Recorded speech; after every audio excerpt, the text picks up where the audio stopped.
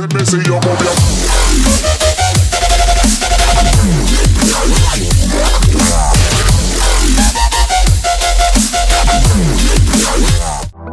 И сегодня у нас сразятся Масяка против Томаса. Поехали!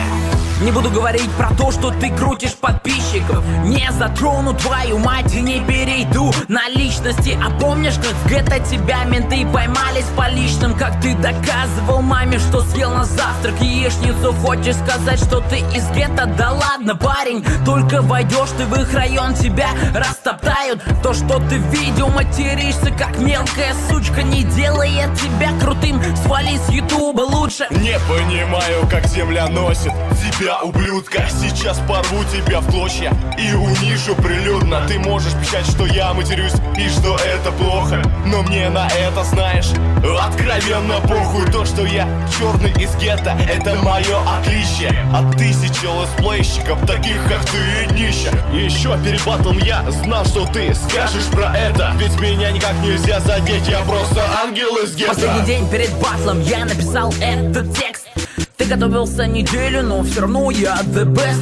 Рэп-игра для тех, кто знает много в этой теме. Иди снимай летсплей, ты в общем здесь не по делу. Вы все герои в пределах своих задрипанных студий. В треках вы все сутенеры в жизни, отцы рукоблудия. Твою подружку Оси вынесли еще до отбора. Сейчас пойдешь ты за ним, но я даю тебе слово. В гетто-районах Нью-Йорка и Сан-Франциско я найду свою семью и друзей своих близких. А тебя скоро отпиздят школьники за углом за то, что ты разгриферил их любимый дом. Что ты там сказал про Аси? Через неделю жди, иди за. Тебе это с рук не сойдет, ты настолько мерзок и низок, что даже я тебя забэтлит, рэпер второсортный. Я сказал все, что хотел, конец раунда, слово.